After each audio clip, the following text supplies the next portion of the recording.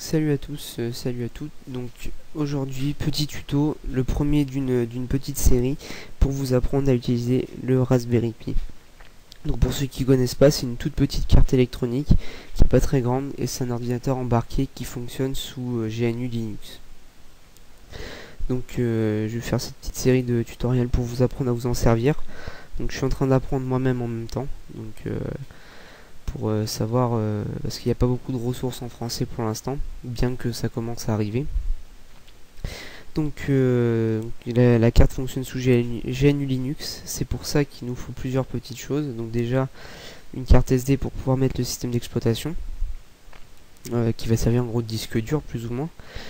Il nous faut une image qu'on va graver sur cette carte et le logiciel pour la graver. Donc tout ça, on le télécharge sur le site de raspberrypi.org dans la rubrique Download. Donc il nous en propose plusieurs. J'ai testé la Raspbian Wisey et l'Arch Linux.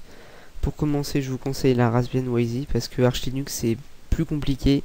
Il faut avoir quelques connaissances sur Linux qui sont quand même assez élevées.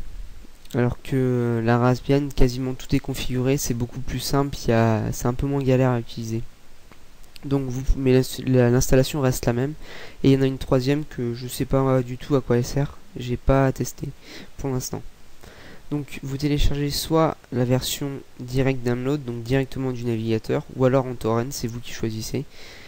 C'est de l'ordre du 400-500 MO de mémoire, donc c'est un zip, il faudra l'extraire après dans un dossier. Et pour Windows, téléchargez Win32 Disk Imager, donc sur Softpedia. C'est ce qui va nous permettre de copier l'image. Donc cliquez sur Download et après vous suivez la procédure de téléchargement. J'ai déjà téléchargé pour essayer. Donc sous Linux, il y a deux solutions, soit en ligne de commande avec la commande dd, soit avec un logiciel qui s'appelle ImageWriter. Donc je ferai un tuto dessus plus tard quand j'aurai réglé mon problème d'enregistrement vidéo sous Linux, parce que au départ je l'avais fait sous Linux, mais j'ai eu des petits soucis d'enregistrement. C'est flou, c'est pixelisé, ça rame, on voit quasiment rien, donc j'ai préféré le faire sous Windows pour le premier tuto. Donc une fois téléchargé, il faut extraire les deux fichiers, donc Win32 image disk, donc qui est là, et j'ai copié dans le dossier comment ça s'appelle, l'image Linux. Donc je vais brancher ma carte SD comme ça. On va attendre qu'il voilà, il l'a détecté, donc disque F, donc qui est vide totalement. Donc bien se rappeler de la lettre de votre disque parce que vous en avez besoin. Donc on va lancer Win32 Disk Image. Donc sous Windows 7 et Windows Vista, et il va vous demander l'autorisation. Donc il y a une petite fenêtre qui va s'ouvrir, voilà, qui ressemble beaucoup à celle de sous Linux d'ImageWriter. C'est exactement le même principe, sauf que c'est présenté un peu différemment, mais c'est très simple à s'y retrouver.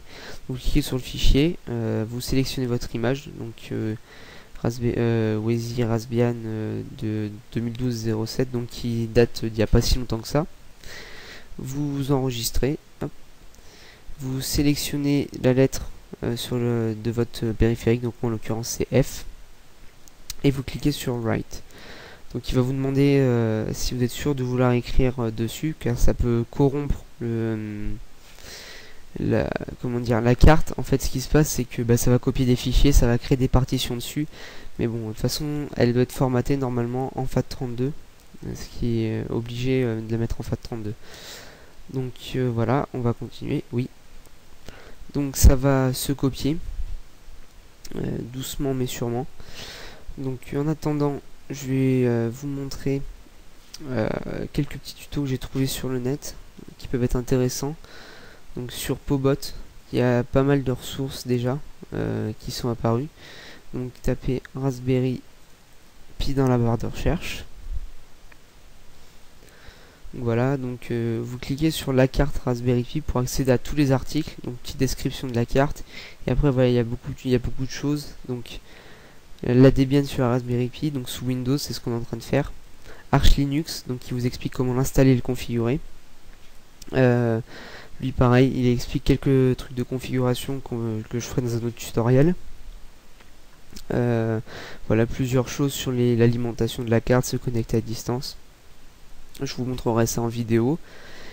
Et donc on va Image Writer, un petit tuto que j'avais trouvé.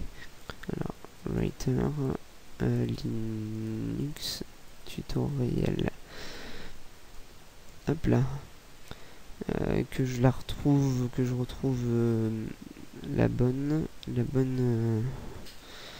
le bon tuto. C'est pas celui-là. Voilà, c'est peut-être celui-là. Enfin, je vous mettrai les liens dans la description de la vidéo de toute façon. Donc tant que ça charge. Voilà, c'est celui-là. Il vous explique, donc vous téléchargez, il vous explique tout. C'est exactement le même principe, sauf qu'au lieu d'installer Ubuntu, vous allez installer la Debian qui est utilisée pour la carte. Donc vous voyez, il y a l'initialisation de la clé sous Ubuntu, ça marche aussi avec une carte SD, et sous Windows. Donc vous voyez, vous avez les deux. Donc voilà.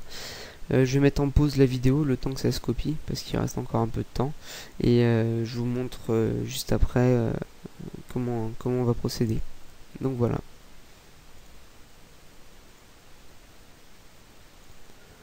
Donc voilà, l'image est finie de s'écrire.